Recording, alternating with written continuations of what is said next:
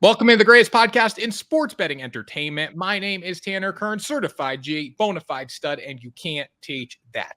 In this right here, this is G Money Grant Mitchell. We are here breaking down everything you need to know in the sports world, including what drugs Joe Biden will be taking to stay up tonight past 10 o'clock. And you can't teach that. Bada boom, man of the people in the room. How you doing, Grant?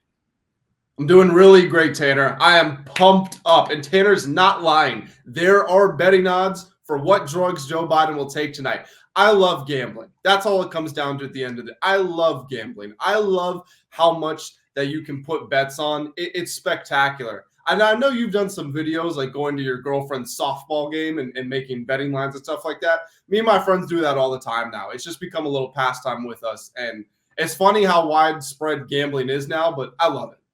I'll say this. This is crazy. I woke up and I got giddy today. I'm excited for this debate. I'm hardcore into politics, so I'm very excited. But I can bet on, like, I need for a sporting event. When I watch a sporting event, I usually need to have a little action in it. Not all the time. Like, sometimes I don't need to have action. Like when I've gotten hurt in a series, like the Stanley Cup, and I didn't need to bet the final game or the game 6 guy got hurt so much in that series. But like for the political election, like I don't need to bet on it. I probably will, but I don't need to because I'm that excited to watch it. So this transcends sports tonight. Yeah, my girlfriend works for the government. Probably shouldn't say what branch, and she's not. I don't know if she's not supposed to talk about her party beliefs. I know that she doesn't too much, but I told her, hey, I don't really care how much you want to keep it to yourself. We're watching this together, so yeah, we're locked in. Yeah, it's gonna be fun. We're gonna break that down from a betting perspective. Also talk about the NBA draft a little bit and about the shamefulness of the U20 American football team getting blown off the field by the Japanese at our game. It's not baseball. It's not whatever else they play. It's not table tennis. It's our game. They beat us. You gotta say pickleball. No, I was gonna say pickleball. Probably was a slip, but table tennis. That's like a Chinese Japanese game, right? All the Olympics, they're always good at that. Yeah, ping pong's a very. I don't think it's number one. I think it might be number two or number 3 most popular sport in East Asia. Okay, so I wasn't wrong there. So there you go. But they beat us at our game. Football is our game. We invented it. We came up with it. And it's a shame what this U20 football team just did yesterday. But we're going to talk about that in a minute. Grant, why should people subscribe to Ride the Line? Well, I mean, if you've seen the last couple of episodes, we've got breaking news on Bill Belichick's love life. We talk about protesters throwing poop in the river in the middle of Paris. We got the Olympics coming up, some actual sports stuff. We're still going to be there. Tanner and I also occasionally, give out some winning gambling picks. So, there's a lot of very good reasons to subscribe to the channel. But go ahead, hit that subscribe button. And yeah, I think that does it, Tanner. It's like a variety show. It's a Vegas variety show. That's what we're going to call it. That's what Ride the Line is. We're riding this morning on a Thursday at 8:22 a.m. Now, Grant, one quick thing about Bill Belichick. I think the news has totally died down. I haven't heard anything. Well, I have too. And this is we got to keep in mind, this is an experienced woman he's dealing with. We talked about it last episode. Her ex-boyfriend is 64 years old. Bill Belichick's now 72? These older guys, they don't really want to be in the headlines. They've got enough accumulated blood pressure and stress already. They don't want more of it. They don't want to be out there in the public eye. So I think she understands she's got to ease off a little bit, cool it off. The initial excitement was there. Now we just got to go back to the shadows, hang out for a little bit. And then when the time comes, then we make our move again at the next major event. Yeah, definitely. When he gets a coaching job, I guarantee they're not going to be dating again. That's when they break up. Anyways, NBA draft time, Grant. This was probably one of the most boring drafts I think we've had in a long time. There wasn't a lot of talent in this draft. I think pretty much I could have potentially been drafted outside the top 14. I'm not going to call myself a lottery pick, but not a lot of talent here. Yeah, and I said before the show I wasn't going to do the accent, but I'm going to do the accent. The number 1 pick, Zaccahrie Risacher. That's the last time I'll do it. Risacher goes to the Atlanta Hawks. First of all, I saw a tweet which I thought was outstanding. They said that he's going to have to try to learn English in Atlanta. It's going to take him at least 15 years. Bravo. Thought that was pretty funny. Risacher is, to my eye. Can I ask something? Is that because people in Atlanta are dumb? No, I'm not calling the city of Atlanta dumb. I'm just saying it's more of like a southern. It's like more of one of the southern accent type things. You know what I mean? I think you called the city of Atlanta dumb, but no, I'm not. Well, what are the hardest American accents to understand? I think it would be like that. Deep South would be one of them, and then Boston's not necessarily hard to understand, but it's thick. It's a very thick accent. That's for people who are like in Boston. Like there's only so many of those people that say Fenway Park. Like Park the car. Like there's not a lot of them out there. It's all freaking transplants up here in the Northeast now. So, anyways, keep going. When you're from Connecticut, you're not a true Bostoner. No, I mean, I bleed freaking green and white for the Celtics. Okay. I mean, so we agree. Deep South accent's tough to understand. Yeah, like Alabama, like Roll Tide Willie's tougher to understand than like Atlanta, I think. Oh, yeah, it's tough. But point I agree. Okay. Yeah. So Risacher, again, I don't work for NBA teams. I'm not going to claim to be this draft scouting expert or analyst, but I do know a decent bit about basketball, and I've watched some cut-ups of some games that he played, not just the highlight tapes, but actual game footage. He played in France, so it's not like there's too much of that readily available. But Risacher looks like a good player in the French league.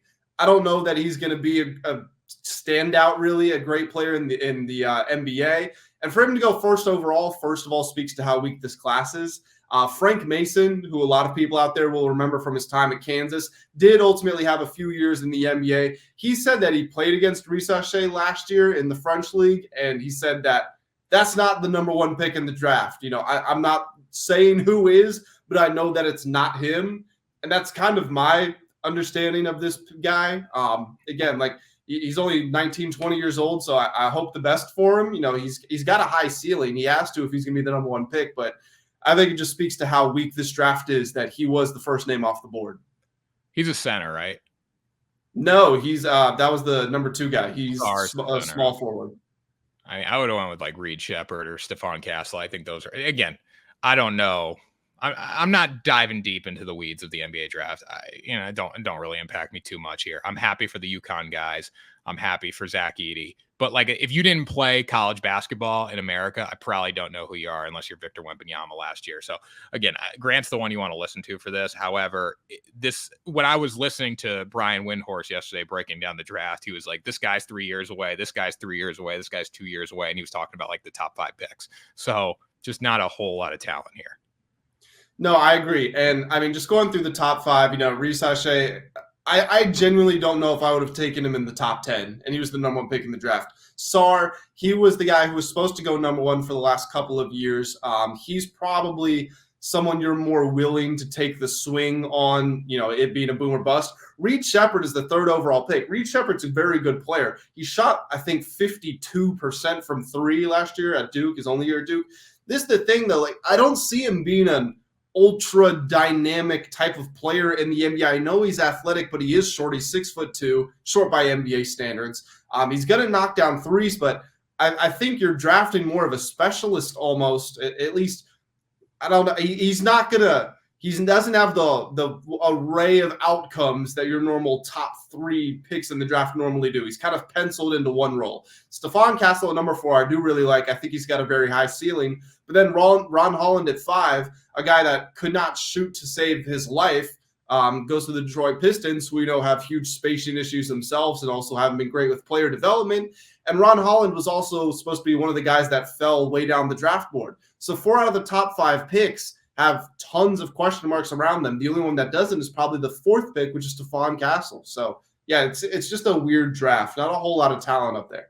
I mean, Castle's development over the year at UConn was remarkable. He's only a freshman. Like, he's very young. I think he's going to be a great NBA player someday.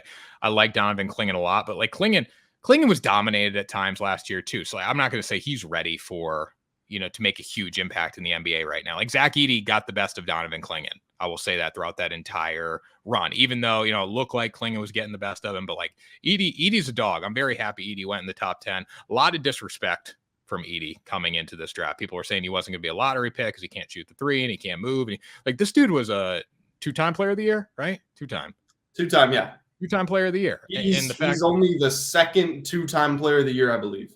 Yeah. So in what sport out there is a 2-time player of the year in college not going to be drafted in the top 10? Like, it's just so much disrespect.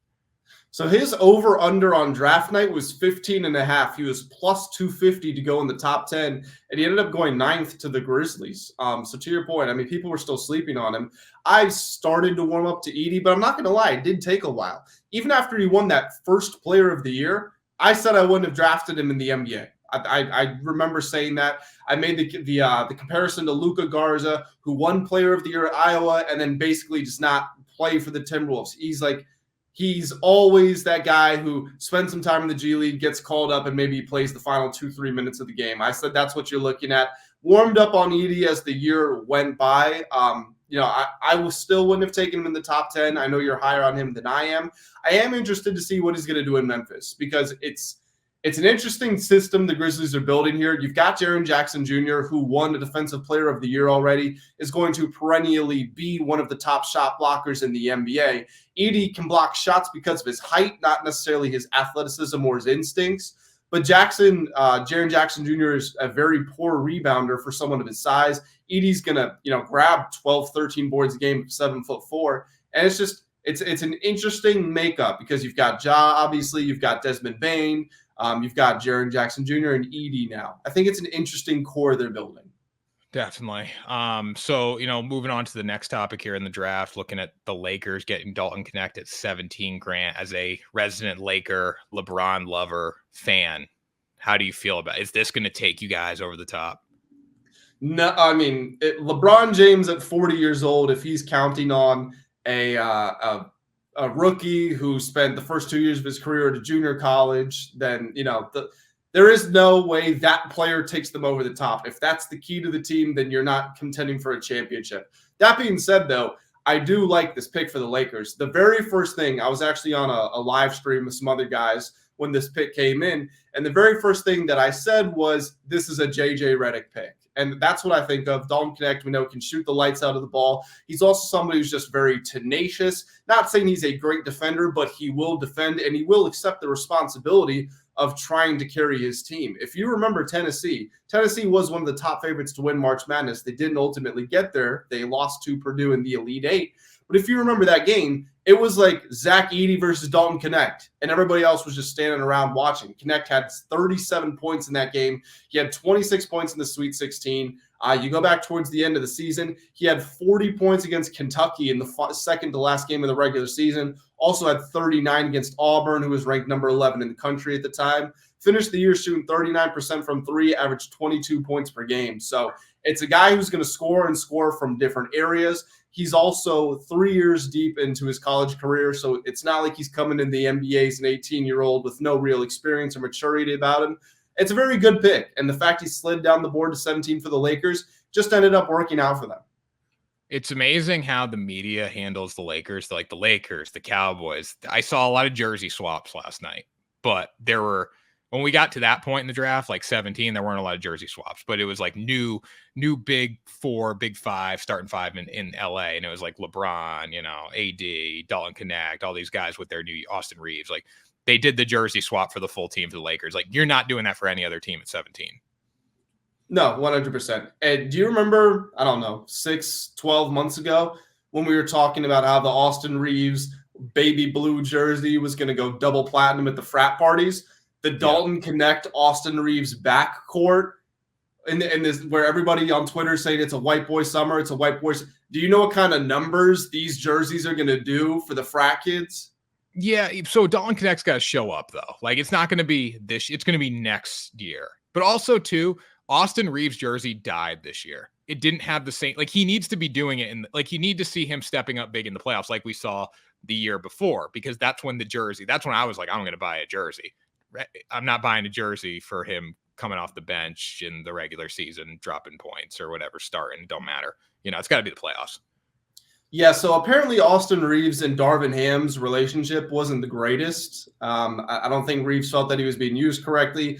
I don't think he was developed properly. He also started the year on the bench, like you said, which I think was kind of an insult considering the role that he'd carved out for himself at the end of last year. I really just don't think many people on the team respected Darvin Ham's coaching opinion. I'm not going to say they didn't like him or they didn't respect him, but you could see LeBron, like Darvin Ham would draw up a play and LeBron would say, no, I'm drawing up the play. He would wipe it out and draw up the play.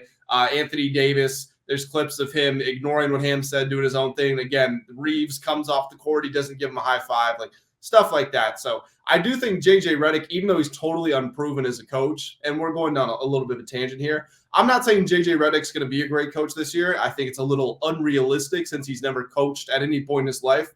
But I know that JJ Redick is obsessed with basketball. And I also know that he's one of the top probably 15 to 20 shooters in NBA history. So he's aware of the nuances of the game. And so a guy like Austin Reeves, I think he's going to be able to help him say, if you do this, then you're going to get this much more margin on your shot. And that's going to lead to an extra 2 points per game, stuff like that. I think he's going to start to help some of those younger players develop. And Reeves would be at the top of the list. I think he's going to command respect too. Something that Ham couldn't do. That's the biggest thing. He might not be a great coach, X's and O's this year, but he's going to command respect. Yeah, I agree with that. It's I don't know if you heard or read the reports or anything. Everybody was saying LeBron basically got JJ hired, and supposedly LeBron was totally hands off throughout the entire process. That's from JJ, and it's from Rob Pelinka. Now it is I don't know if tongue in cheek is quite the right word, because LeBron and JJ did have the podcast together. So whether or not that was LeBron saying, hey, you need to hire this guy, it was LeBron signing off on it. You know, he was saying, I respect this guy's basketball opinion to the point that I'm going to sit down and talk with him. But Anthony Davis was actually supposedly very hands-on during the process. He played with JJ Redick for one season with the New Orleans Pelicans. So they had that relationship. And then obviously AD signed off on it as well. So to your point, the two best players on the team have said, yeah, we respect this guy, which means, you know, we should listen to him when he is drawing up the plays in the huddle. Yeah, and I think LeBron too, like he might not have direct, like say, hey, this is the guy. But if the candidates were Dan Hurley and JJ Redick, he was cool with both candidates. Like it passed the LeBron seal of approval before the interview even started. Yeah, and speaking of Dan Hurley, LeBron supposedly texted him. Well, Dan Hurley actually said this on an interview. Don't know if you saw. LeBron texted him, basically said, if I am back in Los Angeles, because LeBron is a free agent. He said, if I'm back, I would love to work with you. LeBron has tweeted in the past about his admiration for Dan Hurley. And JJ Redick said at his introductory press conference, there was a question about the Lakers' decisions between Dan Hurley and JJ Redick, who was actually the number one. JJ Redick said, listen, I have no misconceptions. I am a two-time fourth grade champion. Dan Hurley's a two-time national champion at college, reigning back-to-back national champion. I totally understood when they were talking to Dan Hurley. It didn't offend me. Yeah, definitely. All right, Grant, let's talk about the U20 football team losing to Japan by 21 points yesterday. I will start here, Grant. It's embarrassing. It's very embarrassing that the U20 football team lost to a team that doesn't play football. Don't talk to me about growing the game and how the game's expanding all over the country. We lost at our sport, which is pretty embarrassing. Now, I know people are going to counter with, well, it was a bunch of D2, D3 washed up kids that probably going against the best Japan has to offer, but it's our game. No excuse, our game. Yeah, I agree with you. If this was, I don't know, what's a sport that they play, but we play more? If this was basketball, you know, The world does play basketball. Maybe you have your standout countries, obviously, like Spain and France, and it's actually growing throughout Europe, and you've got Argentina, but football is just so inherently American, and it's not something that's really popular elsewhere around the world. It's not something that is very prevalent. So, yes, you can make the argument. We were playing with a bunch of mostly juniors in high school, so 16, 17-year-olds, some 18-year-olds. You can say it was U20. Japan was playing with 19-year-olds. You can say it was the best athletes Japan has to offer. And like you said, some D2, or D3 kids from America. It still shouldn't matter. The gap should be so wide that it doesn't matter, and you just blow them off the field. Well, that's what I'm saying. Like, why? Like, I posted a TikTok yesterday, and a lot of people were like, well, this is a bunch of scrubs. Well, I understand, like, nobody who's going to Alabama is going to play in this. They're going to collect their NIL money and not going to play. What about the kids going to, like, Yale and Harvard and those good football players in the 1AA schools? What about North Dakota State? Like, I'm sorry, you're not pulling in that much NIL money at North Dakota State where you can't play with. Like, we have there's plenty of good football players. I don't think this comes down to the kids as much.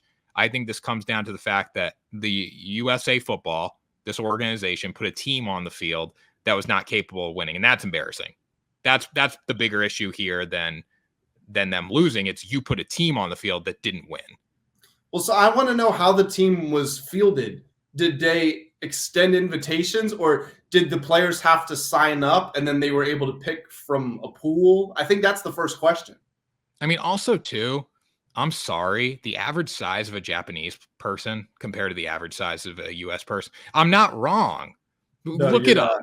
Look, like we should have 300-pound offensive linemen. They shouldn't. There's very few of them. Maybe sumo wrestlers. Okay. The average height and weight of a 17-year-old man in Japan is 5'7", 138. All right, what's the US? Let's see here. It's just over 5'9" and about 180 pounds. All right, so we should be dominating them in the trenches. We should not. I think watching the highlights, it looked like we got run over. That's inexcusable. We should have a bigger offensive and defensive line, and that's where we should have won the game. I was looking at the rest. So the first thing I did after I saw the loss was I went to look at like the preview article, and you can't find the rosters for these teams very easily, but the preview article for the US was a quarterback who's walking on to FAU, a Notre Dame commit, 4-star Notre Dame commit, a 3-star uncommitted, and then all-state kicker. That's the people they highlighted. If you're highlighting a kicker in your article who's all-state, 4A all-state, I'm sorry, he could be the next Justin Tucker. It doesn't matter. He's not winning games for you. You need offensive linemen, defensive line, running backs, quarterbacks. Like there's kids that would play. I don't. It could be the MAC. There's kids going to MAC schools that would have played in this because you're not making that much money as an NIL kid in the MAC unless you got 100,000 Instagram followers. No, I agree with you. And like you said, those are the players they chose to highlight. They highlighted a 3-star. A 3-star athlete is still great. Don't get me wrong. I'm not trying to discourage anybody, but there are a lot of 3-stars out there. If this is a national team, this is a team to represent the country, it should be 30, 40, 50 of the best players you have.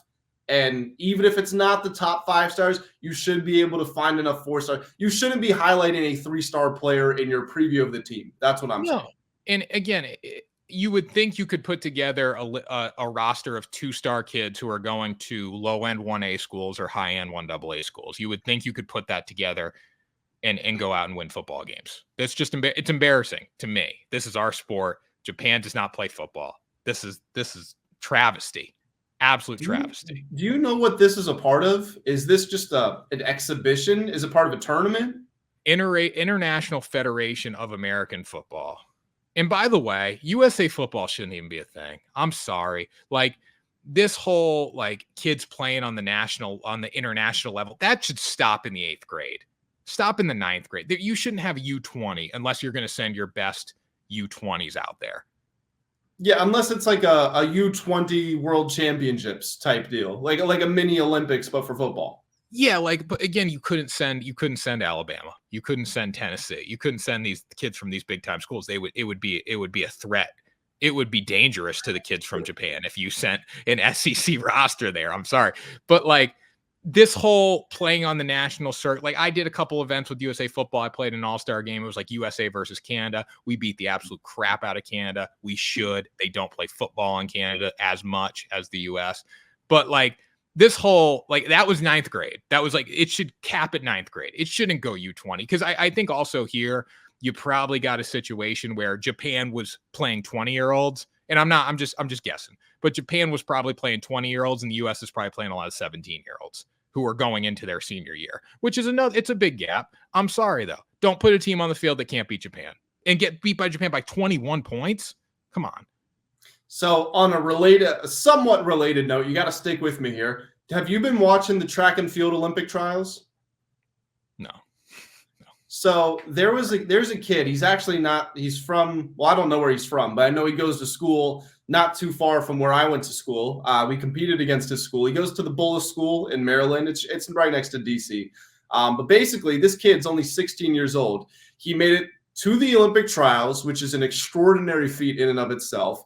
He then set a U18 world record in the 400 in the prelim, made it to the semi, set another U18 world record, and he made it to the final. So he was against the 8, or I think there was 9 lanes. So the 9 fastest 400-meter runners that America had to offer at 16 years old. And when I say 16, he doesn't look like a genetic freak. He has to be running that fast, but he doesn't even look like he's really begun puberty yet. I mean, he has little to no muscle on his body. He's significantly shorter than all the other people out there. The point that I'm saying is this kid is not even approaching his man body, and he got 6th in the 400. Now, where I'm going with this, because this is a question that I wanted to put out there to you.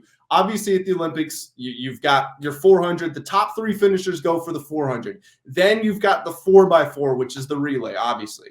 America is so good, they can probably afford to swap one of the guys out and, still be able to win the gold medal. My thing is, A, do you take this kid who finished 6th, put him on that relay, and then B, recently they added a mixed 4x4. It's 2 guys and 2 girls. And usually your fastest guys and girls, they never run it because they're doing the actual 4x4. He's, if you just think of it from the perspective of, for the 4x4, you take your 4 fastest guys, you need 2 others for the mixed one. That's the 5th and 6th guy. He's the 6th guy. Even though he's only 16 years old and there are some concerns associated with that, do you send him over to the Olympics? And my answer is absolutely yes. Yeah, I would agree with that. I would agree. You want to showcase your young, promising talent for sure. Yeah, and also just the experience that you get. Even if he goes there and he sucks, the fact he went to the Olympics, even if he doesn't even run, if you put him on the plane at 16 years old and you send him to a different country and he gets to go to the opening ceremony and walk around with everybody and warm up with the team, and then he just sits and watches as an alternate, that is so huge for his development in my eyes. I think it's absolutely the right thing to do. So what does that have to do with USA football, Grant? Well, it was what you were talking about with kind of the age gap, like how the U.S. was probably playing 16-year-olds and Japan was playing 20-year-olds. That's what made me think of it. All right. So I got the roster right here. I want to look up a couple offensive linemen. Let's look up Aiden Mara, defensive lineman. He's from Worcester, Massachusetts. Let's see if this kid has a rivals page. Because Worcester, if he doesn't, we're screwed. All right, he's got a Twitter. He's got a huddle. Does he have his ranking in his bio? It's a problem. No, actually, let me say. It's a problem when these kids have more NCSA pages than rivals pages. That's how you know you're in trouble. I think the first thing I did when I wanted to get recruited was make an NCSA page. Yeah, I'm not saying it's bad. I had an NCSA page too. But again, if you're going major Division I, NCSA isn't where you're getting recruited on, that was the first thing I did. 14 years old, I had an NCSA page, but these kids don't have rivals pages. I don't know. I think this is a travesty. This is bad.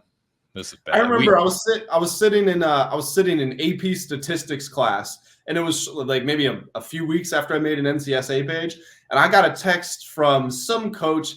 I think it was Utah. I'm not sure. It was somewhere out there in the Utah, Montana, Idaho type area. And he said, "Hey, Grant, this is Coach whoever. I'm reaching out on behalf of this school." And I looked it up online. They had less than 1,000 students at the school. I was like, who is texting me right now? Yeah, no, definitely. It was. I would get so many weird Mormon schools reaching out to me on that. They would be they'd be NAIA schools. It was weird. Okay, so I've looked up the first offensive lineman on here. I looked him up. Maine, 6'6" freshman, 310 pounds. That's one of the kids on the roster. All right. Are you saying Maine University? Yeah, University of Maine. He's going to be an incoming freshman to Maine, I believe. Hunter McGee. So let's look up the kid from Texas. That's no excuse. I'm sorry. If you got incoming freshmen who are going 1AA, no excuse to lose this football game. I like how the first thing you did was go to the lineman too. It's very much I can see your inner former lineman coming out. We got a kid from Charleston. Now. University. This is a team 1AA kids. I'm sorry. This is a travesty. Done talking about it. Disrespectful to the United States of America. You can't lose. You can't lose at your own game. I'm sorry. And then people are like, "Oh, well, Canada beat us before." Canada has a freaking professional football league. Okay, Japan professional football is not. They have it, It's not real. That's like me going down trying out for the local team. I got a message one time from a guy on Twitter, and he was like, "Hey, you still interested in playing a little bit? We run semi-pro football in Middletown, like semi-pro."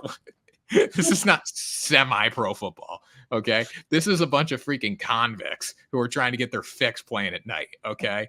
Get it semi-pro? Get out of here. When I started, as you know, before I went to Virginia Tech, I went to the University of Mary Washington, just smaller school in Virginia, got like 7,000 students. But our arena was actually rented out by a semi-pro team. So I actually got to watch some semi-pro basketball. Oh, but yeah, let's like if you're selling tickets to the game, like you have like a marketing team, we can call it semi-pro. If you got to pay for your own jersey, like that's not semi-pro football. I'm sorry. Okay, so let's talk about probably the biggest day in American history, in the recent American history: Donald J. Trump, I will say, versus Joe Biden tonight. What's Joe's middle name? Do you know? Doesn't matter what Joe's middle name is. Donald J. Trump versus Joe Biden. Oh my goodness. What is it? He probably doesn't know his middle name. It's Robinette. Joe Robinette Biden. Oh my God. Joseph Robinette Biden Jr. I would not have guessed Robinette. Is putting an et on the end of the word, isn't that usually what you do for girls' names? Yes, no. I don't know. His middle name is Robinette. Anyway, as you were saying. Joe Biden versus Donald J. Trump, all the marbles tonight. Grant's got some betting lines. We're going to keep the political affiliations out of this. Maybe you can figure it out based on tones and stuff. But Joe Biden versus Donald Trump. We're going to spend the last 5 minutes here reading off betting lines. So Grant, why don't you take it away? Yeah, so there's no way to bet on the winner of the debate, or at least from what I'm looking at. Maybe other sports books will do that, and they'll gauge it based on the polls afterward. You know, like not who won the debate, but who is the American public going to say won the debate. But then that also just kind of goes back to who's the American public going to vote for. But there are some more fun betting lines. Like one of them is who's going to interrupt the moderator first. Last I checked, Joe Biden was plus 100. Donald Trump was minus 140. Personally, I would throw the house out on Trump. I know it's minus 140. I know there's a little bit of juice there. And I know that if you find the middle point, it's minus 120, minus 120 on both sides, which isn't optimal.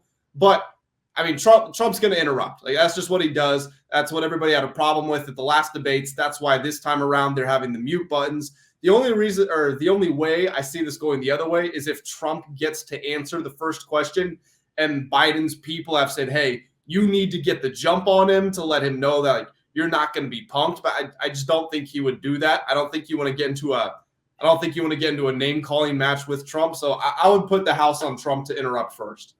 I think they're just hoping he survives up there, and they're gonna mute microphones too.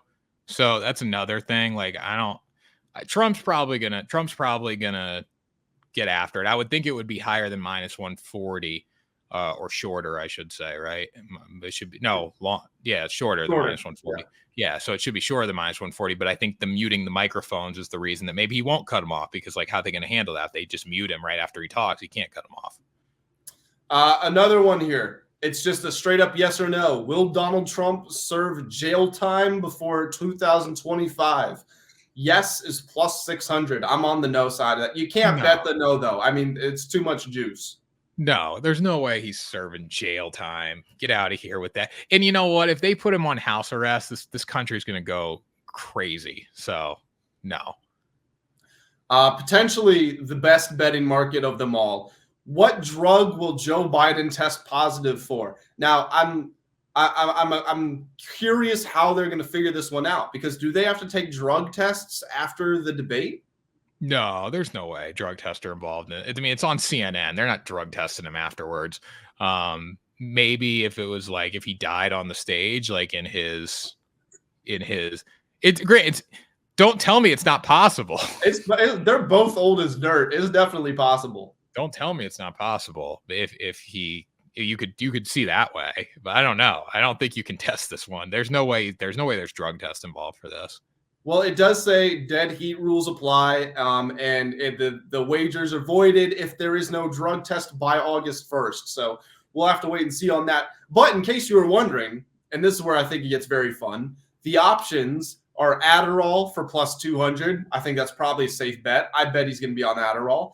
Methamphetamine for plus 250. I don't think he's not going to use it to get high. He's just going to use it to stay awake. Cocaine, same thing, plus 350. Steroids at plus 500. Now that would be something. Seeing Joe Biden on a little trend would be pretty cool.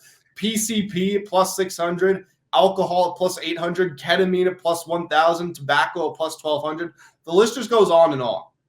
I would say, what was it? It was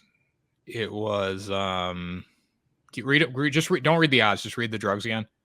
Oh, I mean, well, we got a lot more too. So you got Adderall, amphetamines, cocaine, steroids, PCP, alcohol.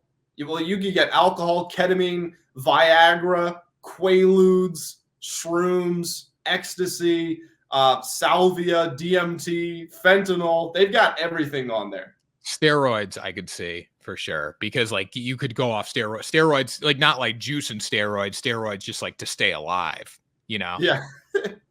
Like what, or maybe adrenaline. You know, like what is it when you got like when you get shot or something, and you're bleeding out, they give you a shot of adrenaline. Even just like a steroid cream, though. I'm not talking like getting shot, Grant. There's no studio audience there. Just like a steroid cream or something for his skin, maybe. I don't know. Fentanyl at plus 50,000. That's got some value there. You can also do the same thing for Trump, by the way. So no, the plus 250 is the favorite for him, and it's an antibiotic. So is Trump sick or something? I don't know. But right after that, so just to put this in perspective, the top two for Biden are Adderall and methamphetamine. The top two for Trump are antibiotics and Viagra. I think that's pretty good there. Well, Trump doesn't need anything to stay up. He's good. He don't need the help. Third. This is actually really funny. So third for Trump is steroids, then it's Adderall, then it's Ozempic, which I don't know if you know much about, but is the weight loss thing that all the rappers and stuff are taking.